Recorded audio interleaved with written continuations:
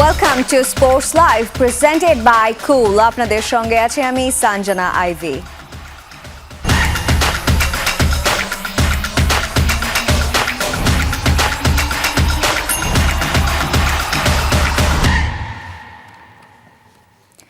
সকল জল্পনার আসলে অবসান ঘটল।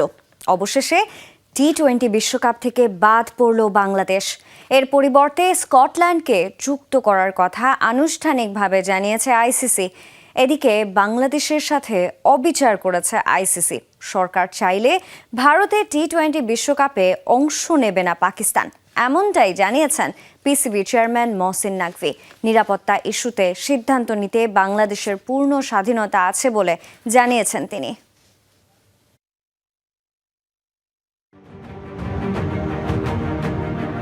নিরাপত্তা ইস্যুতে উত্তপ্ত বিসিবি ও বিসিসিআই সম্পর্ক, যার রেশ গিয়ে পড়েছে ভারতে অনুষ্ঠিত হতে যাওয়া টি-20 বিশ্বকাপে। ভেন্যু পরিবর্তনের দাবি জানিয়ে বাংলাদেশের করা আবেদনের প্রতি একাত্মতা প্রকাশ করে পাকিস্তানও। আইসিসির বোর্ড সভায় ভোটাভুটিতে হেরে যাওয়ার পর সিদ্ধান্ত জানানোর ডেডলাইন ছিল গেল বৃহস্পতিবার। ভারতে দল না পাঠানোর অনড় অবস্থানের ঘোষণার পর অবশ্য গেল 48 ঘন্টায় আনুষ্ঠানিকভাবে কিছুই জানায়নি আইসিসি। অবশেষে শনিবার সন্ধ্যায় আইসিসি মেইলের মাধ্যমে জানায় এবারের বিশ্বকাপে থাকছে না বাংলাদেশ, সি গ্রুপে যুক্ত করা হয়েছে স্কটল্যান্ডকে। এমন খবরের মাঝে রীতিমতো ঝড় তোলে পাকিস্তান ক্রিকেট বোর্ড চেয়ারম্যানের সংবাদ সম্মেলন। মহসিন নাকভি জানিয়ে দেন লাল সবুজদের দেশটার সাথে হয়েছে অবিচার। সরকার চাইলে বিশ্বকাপে অংশ নেবে না পাকিস্তান। বাংলাদেশের সাথে অবিচার করা হয়েছে। আইসিসির সভায় আমি বলেছি, আপনারা ডবল স্ট্যান্ডার্ড করতে পারেন না। টি-20 বিশ্বকাপে অংশগ্রহণের বিষয়ে সরকার চাইলে অংশ নেবে না পাকিস্তান। আমরা প্রধানমন্ত্রীর ফিরে আসার অপেক্ষায় আছি। উনি আসলেই তারপর আমরা সিদ্ধান্ত নেব। আমাদের সরকার যদি বলে যে আমরা ভারতে যাব না, তাহলে আমরা যাব না।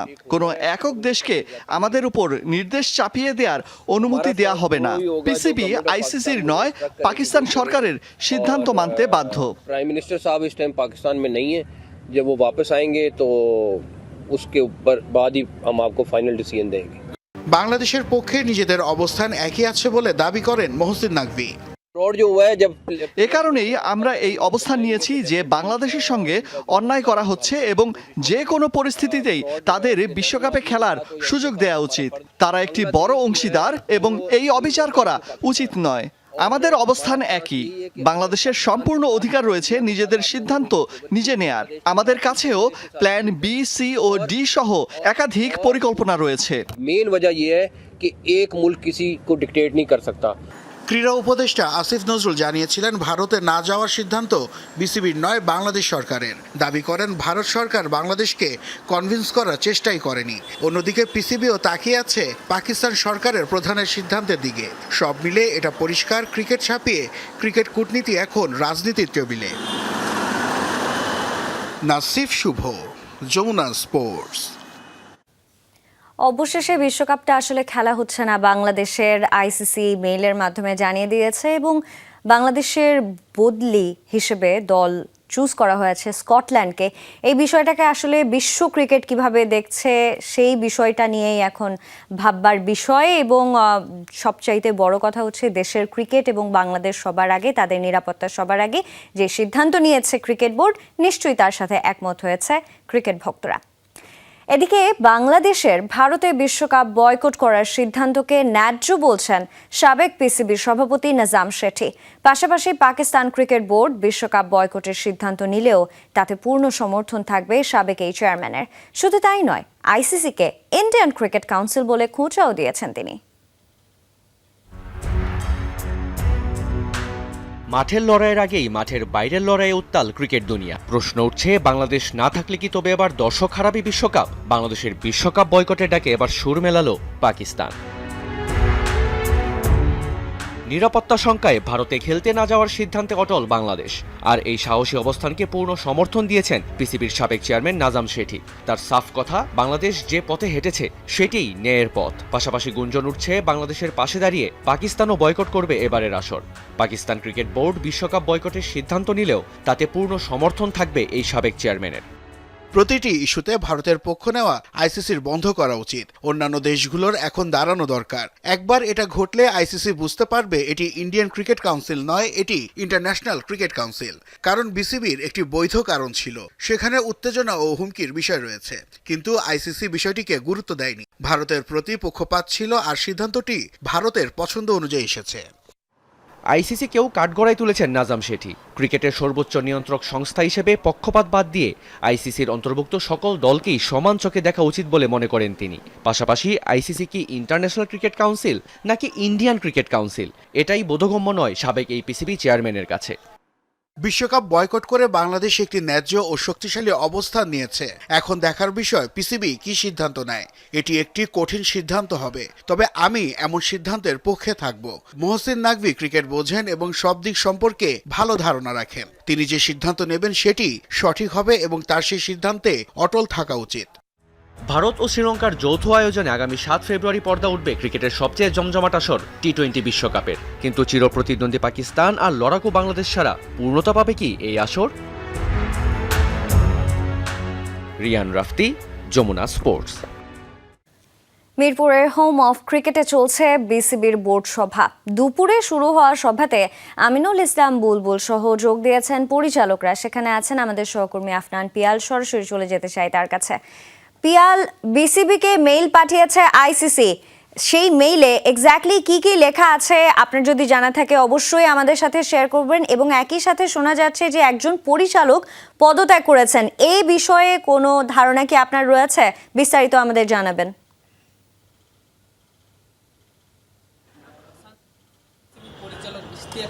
যিনি গেম ডেভেলপমেন্টের দায়িত্বে ছিলেন তিনি পদত্যাগ করেছেন বলে আমরা জানতে পেরেছি। তবে কেন তিনি পদত্যাগ করেছেন এখনো আমরা সেটা জানতে পারিনি। তবে আশা করা যায় দ্রুততম সময়ের মধ্যে আমরা দর্শকদের জানিয়ে দিতে পারবো যে কি কারণে তিনি পদত্যাগ করলেন। এবং এটাও গুঞ্জন আছে যে আরও কিছু পরিচালক পদত্যাগ করতে পারেন।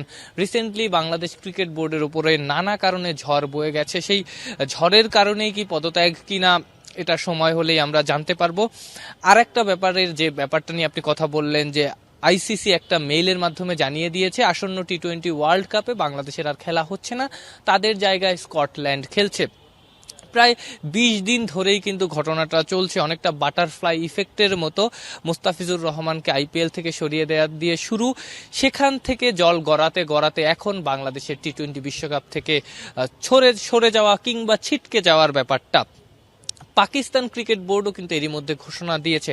মহসিন নাকভি বলেছেন যে বাংলাদেশের সঙ্গে অন্যায় হয়েছে এবং তাদের দেশ যদি না চায় তারা ওয়ার্ল্ড কাপে খেলবে না।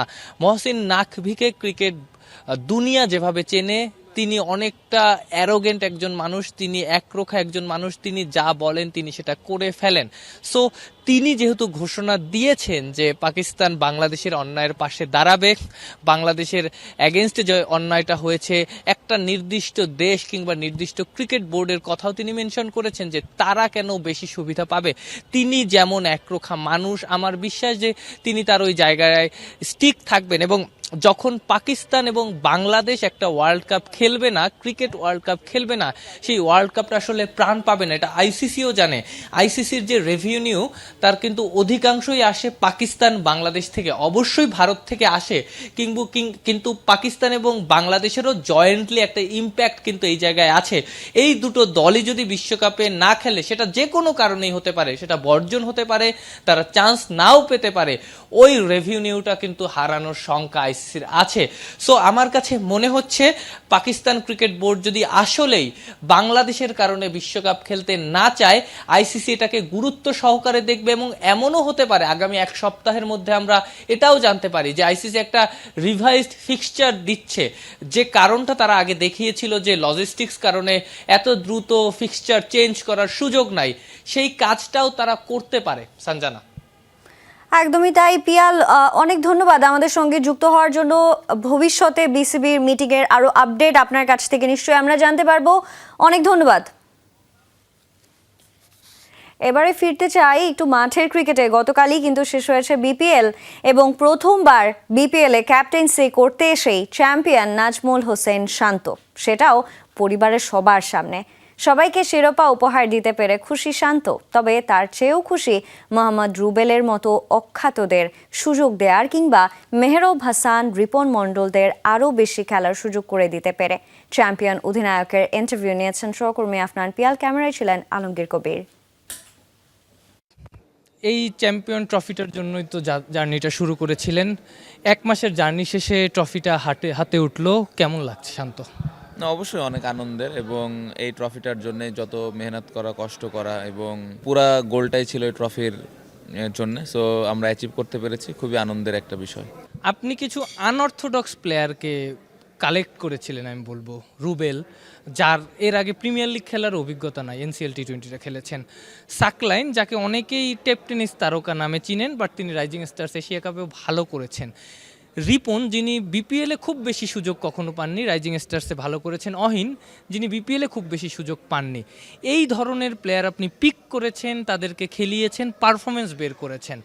রুবেল এনসিএল টি20তে আমরা দেখেছি দারুণ বল করেছে। রুবেলকে আমি প্রথম দেখেছিলাম আমাদের বাংলাদেশ টিমের নেটে বোলিং করতে আসতো চিটাগংয়ে। সো তখন থেকেই একটা চেনা জানা ছিল, এবং আমাদের দেশে মিস্ট্রি স্পিনার নাই। সো ওইখান থেকে আসলে রুবেলের ওপর একটা কনফিডেন্স ছিল যে এরকম একটা আননোন প্লেয়ারকে যদি আমি নিয়ে আসতে পারি তাহলে অপোনেন্টের জন্য একটু সারপ্রাইজিং হবে। সাকলাইন, তার সাথে আমার বাংলাদেশ ইউনিভার্সিটির থ্রুতে পরিচয়। সো তখন থেকে দেখতাম যে আসলে ওর মধ্যে অ্যাবিলিটি আছে, ক্যাপাবিলিটি। কারণ ও যেরকমভাবে নিজেকে মেনটেন করে, যেভাবে প্র্যাকটিস, প্রিপারেশন সব কিছু মিলে আমার মনে হয় যে দারুণ একজন ক্রিকেটার, এবং ও বুঝে ক্রিকেট খেলে। অহিন, এর আগে আপনি যেটা বললেন যে সুযোগ পায়নি আসলে বিপিএলে খেলার মতো, বাট আপনি যদি ওই রাইজিং ইমাজিং যেটা হয়েছে ওইখানে যদি ওর পারফরমেন্স দেখেন, লাস্ট ঢাকা প্রিমিয়ার লিগের পারফরমেন্স দেখেন, অ্যাজ এন অলরাউন্ডার অনেক ভালো। রিপন মণ্ডল বিপিএলে ওইভাবে কখনো সুযোগ পায়নি, বাট আমার মনে হয় যেভাবে ও এবার বোলিং করেছে, পুরা আমি মনে করি যে এই কাপটা জেতার পেছনে ওর অনেক বড় একটা অবদান আছে। সো এই ছেলেগুলো আমার কাছে মনে হচ্ছে যে সুযোগ দেওয়া প্রয়োজন ছিল, এবং সুযোগটা আসলে আমি দেই নাই। আমার মনে হয় যে ওদের যোগ্যতায় ওরা এসছে। এখানে আমি হান্নান ভাইকে একটু ধন্যবাদ দিব, কারণ হান্নান ভাই ওই জিনিসটা আমার উপরে ট্রাস্ট রেখেছে। ফ্যামিলির সামনে ট্রফি পেয়েছেন, ছেলেকে নিয়ে ট্রফিটা রিসিভ করেছেন, অনেক বড় ভালো লাগা নিশ্চয়ই এই জায়গাটা। অবশ্যই অনেক বড় একটা প্রাপ্তির জায়গা। 3টা হারার কথা বললাম, প্রতি বছরই ফ্যামিলি এসছে, বাট ওই যে মাঠে এসে ছবি তোলার ব্যাপারটা, বা মাঠে এসে একটু ওই মোমেন্টটা এনজয় করার সুযোগটা কখনো ফ্যামিলিকে দিতে পারি নাই।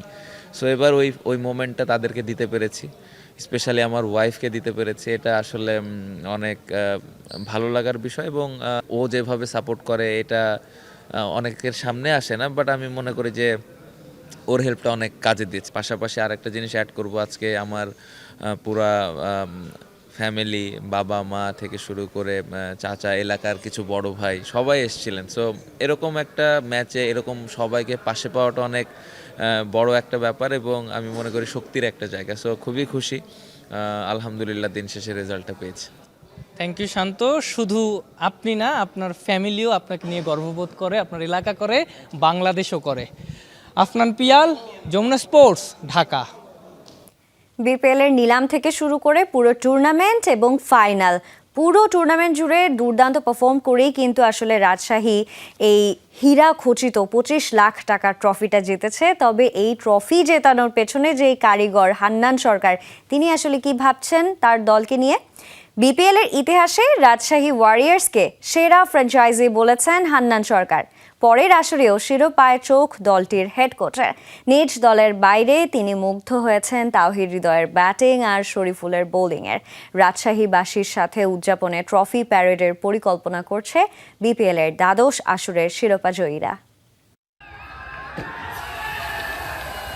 বিপিএল এর হীরকখচিত ট্রফি জয়ের আনন্দে ভাসছে রাজশাহীবাসী। এবারের আসরের ফাইনালের আগে শতভাগ পেমেন্ট থেকে শুরু করে ধারাবাহিক পারফরমেন্স, বিতর্ক ছাড়াই সফলভাবে যে দলটা শেষ করেছে টুর্নামেন্ট, তাই তো বিপিএল এর ইতিহাসেই রাজশাহী ওয়ারিয়র্সকে সেরা ফ্র্যাঞ্চাইজি আখ্যা দিলেন দলটির হেড কোচ হান্নান সরকার। আমার জানা নেই যে আসলে কোনো টিম ম্যাচের আগে ফুল পেমেন্ট ক্লিয়ার করে দিয়েছে, এরকমটা আমি আসলে শুনিনি। কালকে মুশফিকের সঙ্গে, শান্তর সঙ্গে সেটা নিয়ে কথা হচ্ছিল। মুশফিকও বলছিল যে এরকম সম্ভবত সে কখনো দেখেনি যে ফাইনাল খেলতে যাবে তার আগে দলের পুরো 100% পেমেন্ট ক্লিয়ার। নিশ্চিতভাবেই বলা যায় এখন পর্যন্ত ফ্র্যাঞ্চাইজি টুর্নামেন্টে বাংলাদেশের সেরা ফ্র্যাঞ্চাইজি। নিজ দলের বাইরে এবার তাহিদ হৃদয় আর শরীফুলের পারফরমেন্সে মুগ্ধ দীর্ঘ সময় এই ক্রিকেটারদের কোচ হিসেবে দায়িত্বে থাকা হান্নান সরকার। ২৬ উইকেট নিয়ে সর্বোচ্চ উইকেট শিকারী শরীফুল আর তাহিদ হৃদয় ছিলেন টুর্নামেন্টের সেরা ৩ রান সংগ্রাহকের একজন।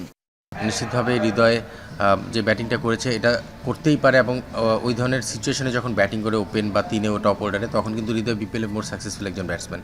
সো এই বছর হৃদয়ের পারফরমেন্সটা আলাদাভাবে বলা যায়। শরীফুল আনবিলিভেবল, মানে এত চমৎকার বোলিং, এত চমৎকার রিদমে ছিল। গত বছরও কিন্তু চমৎকার বোলিং করেছে, বাট এবারের বিষয়টা একটু ডিফারেন্ট ছিল। গত বছর যেহেতু আমি কমেন্ট্রিতে ছিলাম, সেখানেও শরীফুলকে কাছ থেকে দেখেছি, বাট এবার আর গতবারের মধ্যে আমি বেশ ফারাক দেখছি, ডিফারেন্ট শরীফুলকে দেখছি মনে হচ্ছে। নানা সীমাবদ্ধতা আর চ্যালেঞ্জ নিয়েই শেষমেশ মাঠে গড়ায় এবারের বিপিএল। পেছনের বিতর্ক ছাপিয়ে সফলভাবেই বিসিবি শেষ করতে পেরেছে ভাবনা রাজশাহীর এই কোচের। বললেন, দলে থাকলে চোখ থাকবে পরের আসরের শিরোপায়ও। বিপিএলে এবার অনেকটুকু ফ্রেশ একটা টুর্নামেন্ট, যেটা গত বছর বেশ কিছু বিষয় নিয়ে বিতর্কের সৃষ্টি হয়েছিল। এই বছর অন্তত সেই জায়গা থেকে অনেকটুকু ক্লিন ইমেজ নিয়ে শেষ করতে পেরেছি। তো আমি থাকলে অবশ্যই, তো আমি যেই টিমেই কাজ করি সেই টিমেই আমি এই ধরনের এনভায়রনমেন্টই চাইবো তাদের কাছে, এবং চ্যাম্পিয়ন হওয়ার জন্যই খেলবো ইনশাআল্লাহ। জানা গেছে, ট্রফি প্যারেডের পাশাপাশি সংক্ষিপ্ত আয়োজনে ট্রফি প্রদর্শনী করা হবে রাজশাহী স্টেডিয়ামে। ম্যানেজমেন্টের সাথে থাকবে দলটির লোকাল ক্রিকেটাররা। যদিও পদ্মাপাড়ে কখন নেওয়া হবে ট্রফি তা নিয়ে চূড়ান্ত হয়নি পরিকল্পনা। রাজশাহীবাসী না শুধু, আমি বলবো যে আমি নিজেও অপেক্ষায়, মানে এই ট্রফিটা নতুন থাকা অবস্থায় 1-2 দিনের যে পুরানো হবে সেটা হওয়ার আগে আমরা যেতে চাই। হাসান আল মারুফ, যমুনা স্পোর্টস, ঢাকা। নারী টি-20 বিশ্বকাপ বাছাইয়ের খবর। সুপার 6 নিশ্চিতের পর গ্রুপ পর্বে নিজেদের শেষ ম্যাচে আয়ারল্যান্ডকে 9 রানে হারিয়ে টেবিল টপার এখন বাংলাদেশ। সোবহানা মুস্তারির 16 বলে 30 রানের ক্যামিওতে 153 রানের লড়াকু পুঁজি পায় বাংলাদেশ। জবাবে একমাত্র গ্যাবি লুইসের 58 বলে 73 রান ছাড়া বাংলাদেশের বোলারদের সামনে দাঁড়াতে পারেনি আর কোনো ব্যাটার। শেষ দিকে 25 বলে 35 রান করা এমি হান্টার উইকেটে ফিরলেও থামাতে পারেনি বাংলাদেশের জয়রথ। বিপিএল ক্রিকেটের পর নারী ফুটবল লিগেও চ্যাম্পিয়ন হবার দ্বার প্রান্তে রাজশাহী। অলিখিত ফাইনালে ফরাশগঞ্জ স্পোর্টিং ক্লাবকে 1-0 গোলে হারিয়েছে রাজশাহী স্টার্স। তাতে লিগে প্রথম হারের দেখা পেল ফরাশগঞ্জ। নারী লিগে দুই শীর্ষ শক্তিশালী দলের অলিখিত ফাইনালের লড়াই। রাজশাহী স্টার্সের প্রতিপক্ষ ফরাশগঞ্জ স্পোর্টিং ক্লাব। দুই দলই লিগে 6 ম্যাচে সবকটিতে জিতে সমান পয়েন্ট। যে জিতবে সেই লিগ জয়ের দৌড়ে এগিয়ে থাকবে। এমন ম্যাচে ঋতুপর্ণাদের রাজশাহীর বিপক্ষে চোখে চোখ রেখে লড়তে থাকে মারিয়া মান্ডার ফরাশগঞ্জ। তবে 39 মিনিটে গোলকিপার ইয়ারজানের ভুলে স্কোর করেন আলপি আক্তার। আনন্দে ফেটে পড়ে রাজশাহী ডাগআউট। এ নিয়ে চলমান লিগে আলপির গোল সংখ্যা দাঁড়ালো 20-এ। সামনে কেবল 22 গোল করা ফরাশগঞ্জ স্ট্রাইকার শামসুন নাহার জুনিয়র। ম্যাচে পিছিয়ে পড়ার পর ফরাশগঞ্জের দুই মিডফিল্ডার মারিয়া মান্ডা ও মনিকা চাকমা একের পর এক আক্রমণের চেষ্টা করেছেন। প্রথম 6 ম্যাচে গোল পাওয়া শামসুন নাহার এদিন প্রথমবারের মতো গোল পাননি। আর ফরাশগঞ্জ তাতে লিগে প্রথম হারের স্বাদ পেল। শুক্রবার রাজশাহী ওয়ারিয়র্স বিপিএল জিতেছে। পরদিনই ফুটবলে রাজশাহী স্টার্স নারী লীগের শিরোপা প্রায় নিশ্চিত করে ফেলেছে। প্রেশার তো ছিলই, যেহেতু অনেক স্ট্রং একটা টিমের সাথে খেলছে। আমরাও দুই টিমে ন্যাশনাল প্লেয়ার ছিল। ভালো একটা পজিটিভ দিক, আমরা এই লিগ থেকে অনেক প্লেয়ার উঠে আসতে পারবে এবং আমরা যে খেলার মধ্যে থাকতে পারতেছি, আমাদের ফিটনেস উপরে যে একটা প্রভাব পড়তেছে, এটা আমাদের জন্য ভালো। দুই দলেরই লিগে বাকি 3 ম্যাচ। বাংলাদেশ সেনাবাহিনীর বিপক্ষে ম্যাচ ছাড়া রাজশাহীর বাকি 2 প্রতিপক্ষ অপেক্ষাকৃত দুর্বল। তাই ফরাশগঞ্জের অবশিষ্ট 3 ম্যাচ জিতলেই হবে না, চেয়ে থাকতে হবে সেনাবাহিনী রাজশাহী ম্যাচটার দিকেও। আসলে এটা ভাগ্যের ব্যাপার। অনেক সময় অনেক ভালো প্লেয়ারও কিন্তু অনেক ভালো খেলেও কিন্তু হেরে যায়। তো সেভাবেই আমরা আমাদের এফোর্টটা দিয়ে খেলেছি। তো আসলে আমাদের কপালে ছিল না, তাই আমরা এক গোলে মিস্টেকে গোল খেয়ে ফেলছি। রবিবার মালদ্বীপকে হারালেই প্রথম সাফ নারী ফুটসালে চ্যাম্পিয়ন হবে বাংলাদেশ। প্রতিপক্ষ মালদ্বীপ এখনো একটি ম্যাচও জেতেনি। তাই ফুটবলে টানা 2 সাফ শিরোপা এনে দেবার পর ফুটসালের মাধ্যমে সাফের 3য় শিরোপা আসতে যাচ্ছে অধিনায়ক সাবিনার হাত ধরেই। 10 গোল করে আসরের সর্বোচ্চ গোলদাতাও তিনি। মার্চে অস্ট্রেলিয়ায় এশিয়ান কাপে সাবিনা মাসুরারা দলে থাকলে ভালো লাগবে বলে জানালেন দুই সতীর্থ মারিয়া ও ঋতুপর্ণা। সবসময় মিস করি, কারণ হলো আপুদের সাথে আমাদের 2 বার সাব চ্যাম্পিয়ন হয়েছি আর একসাথে খেলেছি। তো এটা তো মিস করারই কথা। অবশ্যই আপুরা যেহেতু ফুটবলে আমাদের সাথে একসাথে খেলেছে, তো আপুদেরকে ডাকা হলে আসলে আরো হার্ড টিম হবে। আপনারা সবই দেখতেছেন, রেজাল্ট তো সবই দেখতেছেন, আর পজিটিভ সবকিছু মিলিয়ে পজিটিভ। তাদের জন্য সবসময় শুভকামনা থাকবে আমার। তবে সবকিছুই নির্ভর করছে জাতীয় নারী দলের হেড কোচ পিটার বাটলারের উপর। 28 জানুয়ারি শুরু হবে জাতীয় নারী দলের ক্যাম্প। মেহেদি নাইম, যমুনা স্পোর্টস, ঢাকা। সাফ ফুটসাল চ্যাম্পিয়নশিপের খবর।